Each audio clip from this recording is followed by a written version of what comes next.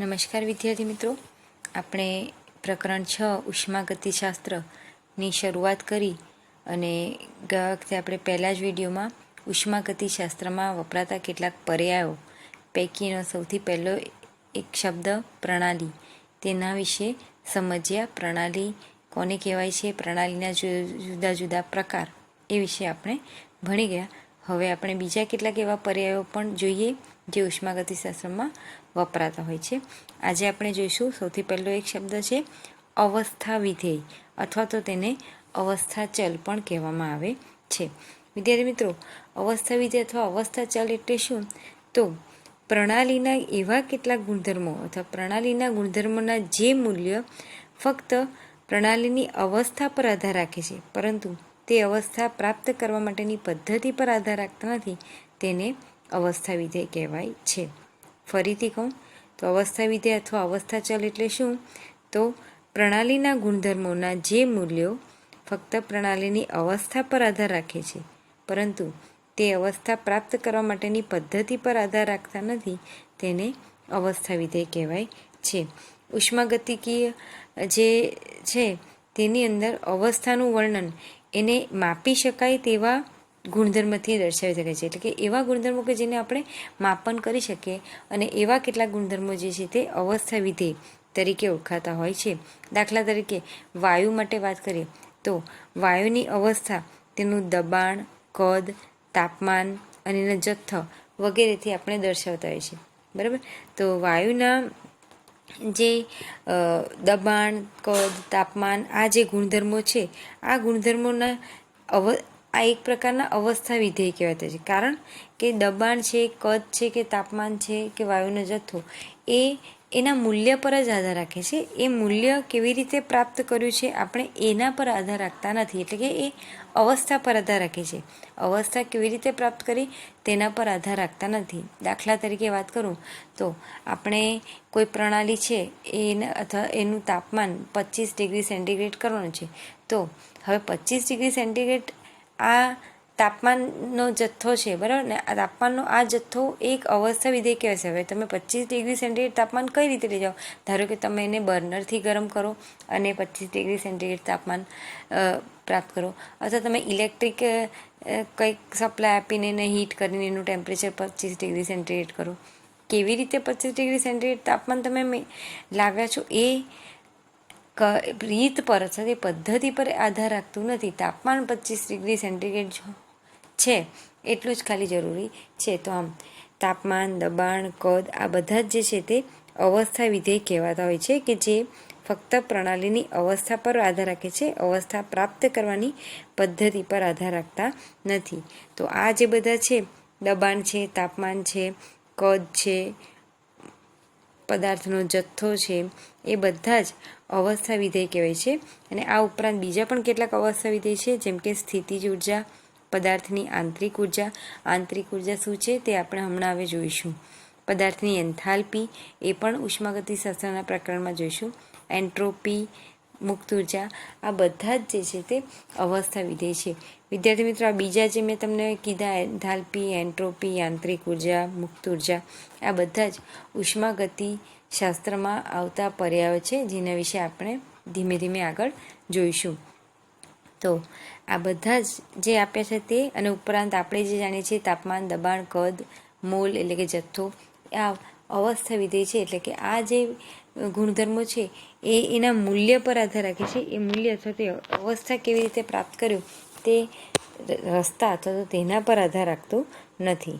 તો વિદ્યાર્થી મિત્રો, અવસ્થા વિધેય અથવા તો અવસ્થા ચલ શું છે, આઈ થિંક તમને કદાચ હવે ક્લિયર થઈ ગયું હશે. અવસ્થા વિધેય શું છે એ જોયા પછી હવે આપણે બીજો એક શબ્દ જે ઉષ્માગતિશાસ્ત્રમાં વપરાતો હોય છે તેના વિશે સમજીશું, અને એ છે પ્રક્રમ. પ્રક્રમ થોડોક ચક્રમ શબ્દ જેવો છે, પણ એને કહેવાય છે પ્રક્રમ. પ્રક્રમ એટલે પ્રણાલીના એક અવસ્થામાંથી બીજી અવસ્થામાં થતા પરિવર્તનને પ્રક્રમ કહેવાય છે. એટલે પ્રણાલી એક અવસ્થામાંથી બીજી અવસ્થામાં રૂપાંતર પામતી હોય, પરિવર્તન પામતી હોય, તો આ જે પ્રોસેસ છે, આ જે છે એને પ્રક્રમ કહેવાય છે. એટલે પ્રણાલી દાખલા તરીકે ઘનમાંથી વાયુ અવસ્થામાં પરિવર્તન પામે છે તો આ શું કહેશે? ઘનનું વાયુમાં પરિવર્તનનું પ્રક્રમ કહેવાશે. પ્રક્રમ એટલે કે પ્રણાલીનું એક અવસ્થામાંથી બીજી અવસ્થામાં થતું રૂપાંતર અથવા તો પરિવર્તન. વિદ્યાર્થી મિત્રો, પ્રકરણ 3 પ્રકારના જોવા મળતા હોય છે, જેમાંનો સૌથી પહેલો પ્રકાર છે સમતાપી પ્રકરણ. જો નામ સમજશો તો તમને એના વિશે માહિતી અથવા એ તમે જાતે પણ સમજી શકશો. સમતાપી આનો અર્થ શું થાય? તાપમાન સમ અથવા તો તાપમાન સમાન છે. સમાન તાપમાન અથવા તેને આપણે કહેતો અચળ તાપમાન.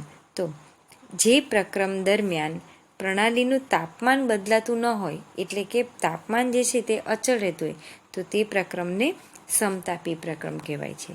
પ્રણાલી જ્યારે આ પ્રકારનો ફેરફાર અનુભવતે ત્યારે તાપમાન અચળ રાખવા માટે ક્યાં તો પ્રણાલી પર્યાવરણમાંથી ઉર્જા મેળવે, ક્યાં તો પર્યાવરણને ઉર્જા આપે છે.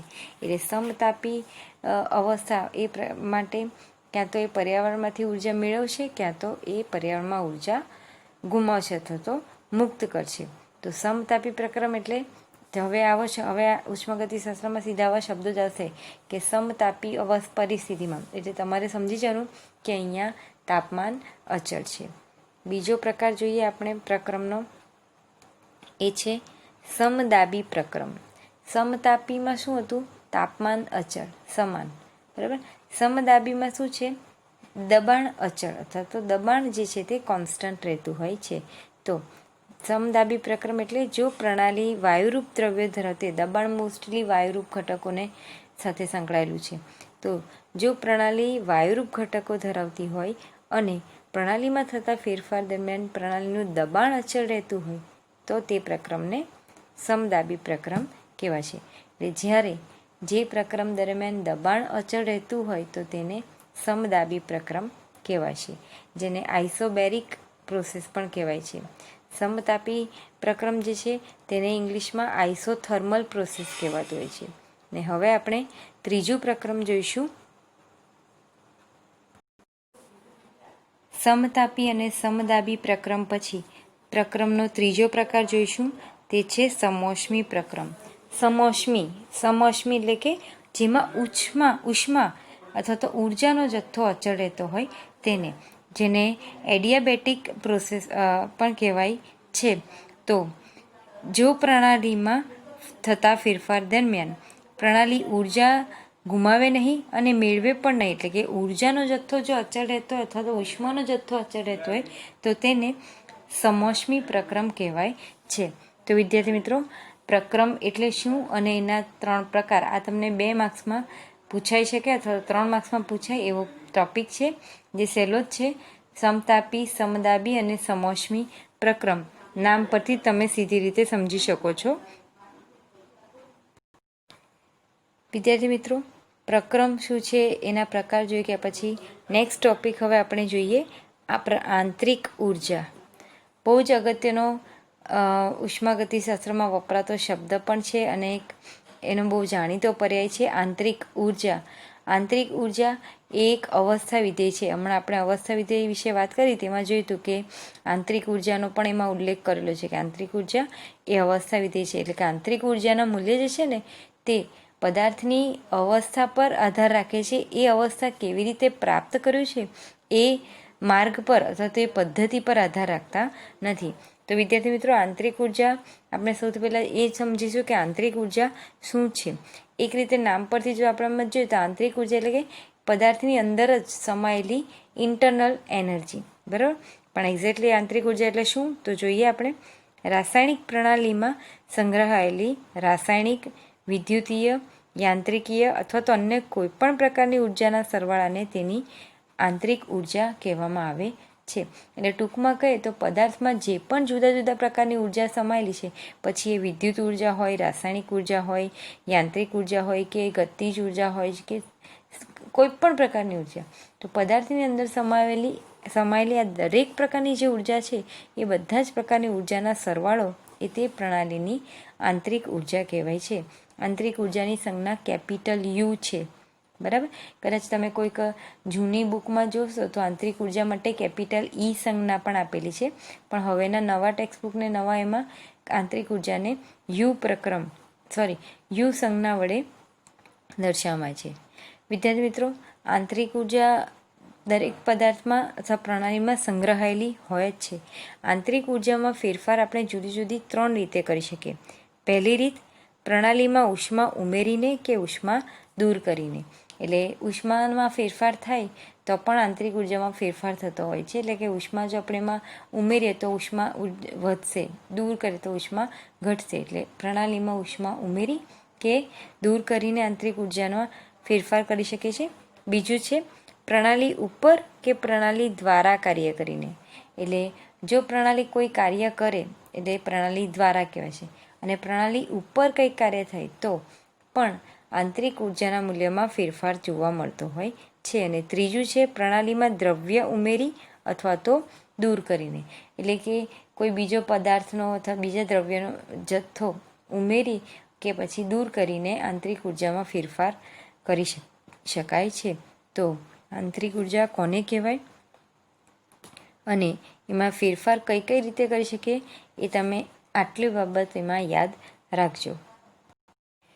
વિદ્યાર્થી મિત્રો, આંતરિક ઉર્જા એટલે શું એ જોયા પછી હવે આપણે બહુ અગત્યની 2 માર્ક્સની થિયરી છે જે આંતરિક ઉર્જા સાથે જ સંકળાયેલી છે અને તમને 2 માર્કમાં પૂછાઈ શકે તે વિશે જોઈશું કે આંતરિક ઉર્જાના ફેરફારમાં કાર્યની અસર. વિદ્યાર્થી મિત્રો, અહીંયા જેમ કીધું કે આંતરિક ઉર્જા અને એની સંજ્ઞા શું છે? યુ. પરંતુ પ્રાયોગિક રીતે આંતરિક ઉર્જાના માપન માટે મોટા ભાગે આંતરિક ઉર્જાનો ફેરફાર માપવામાં આવતો હોય છે. આંતરિક ઉર્જાનો ફેરફાર માટે આ પ્રકરણમાં જ્યાં પણ આ શબ્દ આવે કે આંતરિક ઉર્જામાં ફેરફાર અથવા તો આમાં ફેરફાર કે તેમાં ફેરફાર શબ્દ આવે એટલે તમારે હંમેશા એની સંજ્ઞાની આગળ ડેલ્ટા આવો ત્રિકોણ જેવો શબ્દ અથવા સંજ્ઞા મૂકવાની છે. આંતરિક ઉર્જાનો ફેરફાર એટલે એને દર્શાવવામાં આવશે ડેલ્ટા યુ તરીકે. બરાબર? આંતરિક ઉર્જાનો ફેરફાર એટલે કે ડેલ્ટા યુ. એટલે ડેલ્ટા શબ્દ આવે એટલે તમારે સમજી જવાનું કે ફેરફાર દર્શાવે છે. અને ફેરફાર એટલે હંમેશા 2 જુદી જુદી અવસ્થાઓમાં એ જે મૂલ્ય હોય એના 2 જુદી જુદી અવસ્થામાં જે મૂલ્ય મળે હોય તેના પરથી નક્કી થતો હોય છે. તો આંતરિક ઉર્જાના ફેરફારમાં કાર્યની અસર આપણે જોઈશું. હમણાં જ આપણે વાત કરી કે જો પ્રણાલી ઉપર કે પ્રણાલી દ્વારા કાર્ય કરવામાં આવે તો આંતરિક ઉર્જામાં ફેરફાર થતો હોય છે. તો આંતરિક ઉર્જા જે છે તેમાં કાર્યની અસર જોવા મળતી હોય છે. હવે આંતરિક ઉર્જામાં કાર્યની અસર સમજતા પહેલાં આપણે જરા કાર્ય એટલે શું એ વાત ક્લિયર કરીએ. તો કાર્ય તમે 9મા ધોરણમાં પણ ભણી ગયા છો. કાર્ય એટલે કોઈપણ પદાર્થ પર બળ લગાડતા જે બિંદુએ બળ લાગવું પડ્યું હોય તે બિંદુ બળની દિશામાં સ્થાનાંતર કરે તો તેને કાર્ય થયેલું કહેવાય. એટલે ટૂંકમાં કહીએ તો પદાર્થ પર બળ લગાડી અને પદાર્થ એ બળની દિશામાં સ્થાનાંતર કરે તો તેને કાર્ય થયું એવું કહેવાતું છે. આપણે જોવાનું છે કાર્યનું આંતરિક ઉર્જાના ફેરફાર પર શું અસર જોવા મળે છે તે. તો હવે પહેલી વાત કરીએ કે આંતરિક ઉર્જાનો ફેરફાર. એટલે આંતરિક ઉર્જાનો ફેરફાર એટલે આપણે 2 જુદી જુદી અવસ્થાની આંતરિક ઉર્જાને ધ્યાનમાં લેવાની હોય છે. તો ધારો કે કોઈ એક પ્રણાલીની પ્રારંભિક અવસ્થાને આપણે એ અવસ્થા કહીએ. બરાબર? અને એ અવસ્થા છે તો આ એ અવસ્થામાં તેનું તાપમાન TA જેટલું છે અને તેની આંતરિક ઉર્જા UA જેટલી છે. તો અહીંયા આપણે 2 જુદી જુદી અવસ્થાની વાત કરવાની છે કારણ આપણે ફેરફાર જોવાનો છે અને ફેરફાર માટે આપણી પાસે 2 જુદી જુદી અવસ્થા જોઈએ. એટલે અહીંયા આપણે કોઈ પ્રણાલીની પ્રારંભિક શરૂઆતની અવસ્થા છે જેને એ અવસ્થા કહ્યું છે. આ એ અવસ્થામાં એનું તાપમાન TA, આંતરિક ઉર્જા UA જેટલી છે. બરાબર? હવે પ્રણાલીની અવસ્થામાં આપણે 2 રીતે ફેરફાર કરી શકીએ. હમણાં જે વાત કર્યું આંતરિક ઉર્જામાં ફેરફાર કરવાનો છે તો આપણે કાર્યમાં દ્વારા પણ આપણે ફેરફાર કરી શકીએ. અહીંયા જે કીધું છે કે પ્રણાલીની અવસ્થામાં 2 રીતે ફેરફાર કરાય. અહીંયા વાત કરીશું આપણે તાપમાનમાં ફેરફાર. બરાબર? તાપમાનમાં ફેરફાર કરવા માટે તો તાપમાનમાં ફેરફાર કરવા માટે આપણે યાંત્રિક કાર્ય કરીએ. પહેલું જોઈએ આપણે યાંત્રિક કાર્ય દ્વારા ઉર્જામાં ફેરફાર. ધારો કે 1 કિલોજૂલ જેટલું યાંત્રિક કાર્ય આપણે પેડલ ઘુમાવીને અને તેના લીધે પાણી ઘુમાવીને કરીએ. બરાબર? એટલે આપણે કાર્ય કર્યું પણ અહીંયા કયું કાર્ય કર્યું? વિદ્યુત કાર્ય. અહીંયા આપણે યાંત્રિક કાર્ય કરીએ છીએ.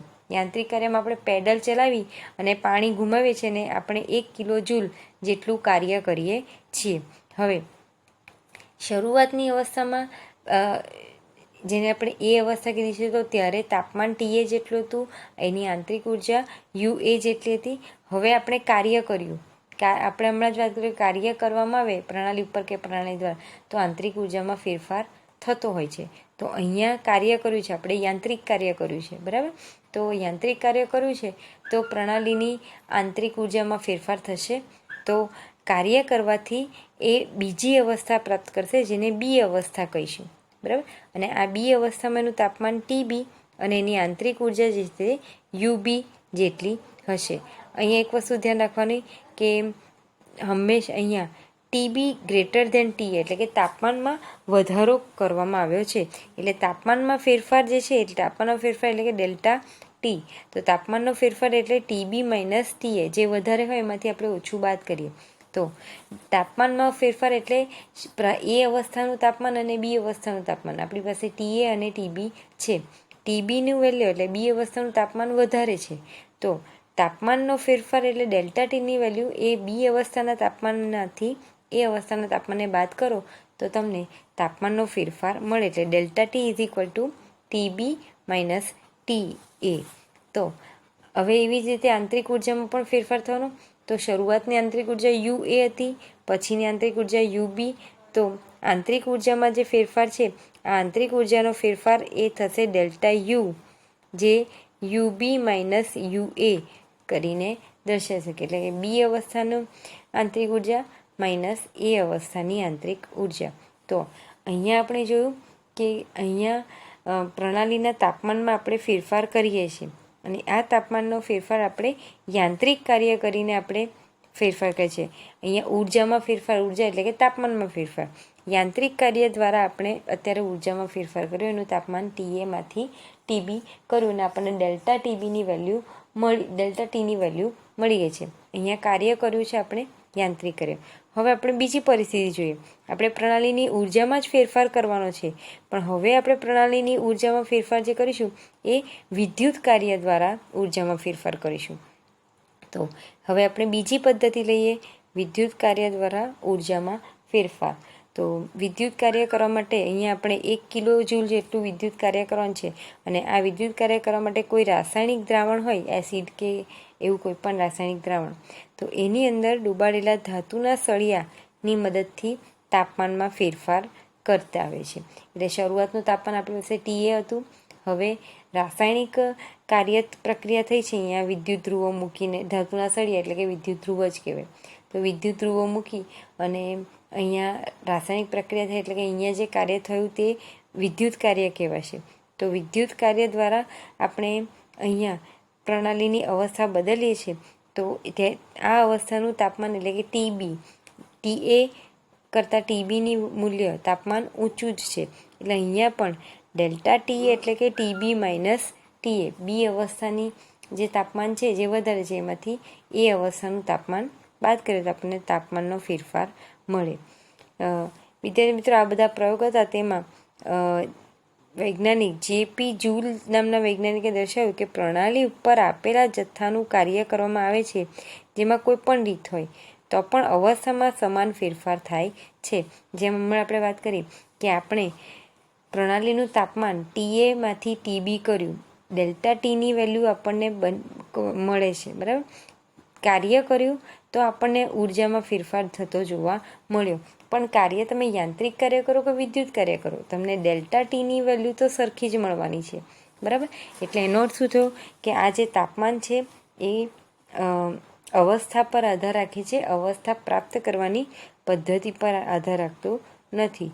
તો આ જે કીધું કે પ્રણાલીની કોઈપણ પ્રણાલી હોય એની આંતરિક ઉર્જામાં કાર્યમાં ફેરફાર કરીને આપણે આંતરિક ઉર્જામાં ફેરફાર લાવી શકીએ છીએ. અહીંયા એક વસ્તુ ધ્યાન રાખવાની કે પ્રણાલી માટે એથી જ આંતરિક ઉર્જાની શોધ કરવામાં, આંતરિક ઉર્જાને વ્યાખ્યાયિત કરવામાં આવ્યો કે જે પ્રણાલીની અવસ્થા પર આધાર રાખે છે, અવસ્થા પ્રાપ્ત કરવાના માર્ગ પદ્ધતિ પર આધાર રાખતું નથી. અહીંયા વાત કરીએ તો તાપમાનનો ફેરફાર છે. હવે સમોષ્મી પ્રક્રમ લે એટલે જેમાં ઉર્જા અચળ રહે, બરાબર. સમોષ્મી પ્રક્રમ હોય ત્યારે થયેલું કાર્ય WAD, કારણ કે સમોષ્મી એટલે કે એડિયાબેટિક પ્રોસેસ, એટલે WAD એટલે શું સમજવાનું તમારે? એ સમોષ્મી પ્રક્રમમાં કરેલું કાર્ય છે. તો આ સમોષ્મી પ્રક્રમમાં કરેલું કાર્ય એટલે કે WAD આ પ્રણાલીની બે અવસ્થાના આંતરિક ઉર્જાના તફાવત જેટલું હોય છે. એટલે આપણે કહીએ તો WAD is equal two U final minus U initial, એટલે કે અંતિમ અવસ્થાની આંતરિક ઉર્જા માઇનસ પ્રારંભિક અવસ્થાની આંતરિક ઉર્જા. આમે અંતિમ અવસ્થાની આંતરિક ઉર્જાનું મૂલ્ય પ્રારંભિક અવસ્થાની આંતરિક ઉર્જા કરતાં વધારે જ હશે. તો આ જે છે એ દર્શાવશે આ પ્રક્રમ દરમિયાન આપણે ઉષ્મા ઉર્જા અચળ રાખીએ છીએ. તો આને આ પ્રક્રમ દરમિયાન જે કાર્ય થશે તે સમોષ્મી કાર્ય કહેવાશે. સમોષ્મી પ્રક્રમ છે એટલે કાર્ય, એમાં એને WAD વડે દર્શાવીશું. અહીંયા delta U final minus U initial આ એ આંતરિક ઉર્જાનો જ ફેરફાર કહેશે, એટલે જેને આપણે ડેલ્ટા U તરીકે દર્શાવી શકીએ. તો આનો મિનિંગ શું થયો? Delta U is equal two WAD, એટલે આંતરિક ઉર્જાનો ફેરફાર જે છે તે સમોષ્મી પ્રક્રમ દરમિયાન થતા કાર્ય જેટલું હોય છે. એટલે આમ વિદ્યાર્થી મિત્રો, આના પરથી આપણે કહી શકીએ કે આંતરિક ઉર્જા એક અવસ્થા વિધેય છે. આંતરિક ઉર્જાનું મૂલ્ય ડેલ્ટા યુની કિંમત તમે વિદ્યુત કાર્ય કરીને કરો કે યાંત્રિક કાર્ય કરીને કરો, કોઈ પણ રીતે કરો, એના પર આધાર રાખતું નથી. હા, એ અવસ્થામાં આંતરિક ઉર્જાનો ફેરફાર આટલો મળે એ નક્કી, પણ કેવી રીતે એ અવસ્થા પ્રાપ્ત કરો એના પર એનો કોઈ અસર થતી નથી. હવે અહીંયા કાર્યની વાત થઈ છે, તો હમણાં જ કીધું કે આંતરિક ઉર્જામાં કાં તો પ્રણાલી ઉપર કાર્ય કરીને ક્યાં તો પ્રણાલી દ્વારા કાર્ય કરીને ફેરફાર કરી શકાય છે. તો જો પ્રણાલી ઉપર કાર્ય થતું હોય તો WADનું મૂલ્ય ધન આવશે. એટલે કે જો પ્રણાલી ઉપર કાર્ય થાય તો તમારે એ ગણતરી કરતી વખતે તો તેમાં કાર્ય Wનું મૂલ્ય એ પોઝિટિવ ધન જ મળશે. અને જો પ્રણાલી વડે અથવા તો પ્રણાલી દ્વારા કાર્ય થાય તો WADનું મૂલ્ય ઋણ લેવામાં આવશે. આ બહુ જ અગત્યનો પોઈન્ટ છે, તમારે ધ્યાનમાં રાખવાનો. શેના માટે? કારણ કે આના ઉપયોગ તમારે દાખલાઓમાં કરવાનો આવશે. દાખલાની રકમમાં તમને કીધું કે પ્રણાલી દ્વારા આટલું કાર્ય થાય છે, તો દેટ મીન્સ તમારે એ દાખલામાં Wનું જે મૂલ્ય લેવાનું છે પ્રણાલી દ્વારા છે, એટલે આપણે એ મૂલ્ય ધન લઈશું. પ્રણાલી દ્વારા છે એટલે એ મૂલ્ય Wનું મૂલ્ય આપણે ઋણ લઈશું. અથવા તમને રકમ એવું કીધું કે આપેલી પ્રક્રિયામાં પ્રણાલી ઉપર આટલું કાર્ય થાય છે, બરાબર, દેટ મીન્સ એ પ્રણાલી ઉપર થતું કાર્ય છે, તો ત્યારે Wની કિંમત તમે જે લેશો તે ધન લેશો. તો આ ટોપિક અથવા આ વાત તમે બહુ ધ્યાનમાં રાખજો, કારણ કે એનો ઉપયોગ આપણે દાખલામાં આવશે. તો વિદ્યાર્થી મિત્રો, આપણે જોયું આંતરિક ઉર્જા શું છે તે, અને આંતરિક ઉર્જા તે એક અવસ્થા વિધેય છે. અવસ્થા વિધેયના અહીંયા બીજા કેટલાક ઉદાહરણો આપેલા છે, જેમ કે E એટલે આંતરિક ઉર્જા છે, H enthalpy, S entropy, G Gibbs મુક્ત ઉર્જા છે, તાપમાન, દબાણ, કદ, જે હમણાં આગળ આપણે વાત કરી કે આ બધા જ જે છે તે આંતરિક ઉર્જા અવસ્થા વિધેય છે કે જે પ્રણાલીની અવસ્થા પર આધાર રાખે છે, અવસ્થા પ્રાપ્ત કરવાના પદ્ધતિ પર આધાર રાખતી નથી. તો વિદ્યાર્થી મિત્રો, આજે આપણે આંતરિક ઉર્જા અને આંતરિક ઉર્જાના ફેરફારની કાર્ય સાથેની અસર તે વિશે આપણે જોયું. નેક્સ્ટ વિડીયોમાં આપણે આના પછીના ટોપિક પર વાત કરીશું. Thank you.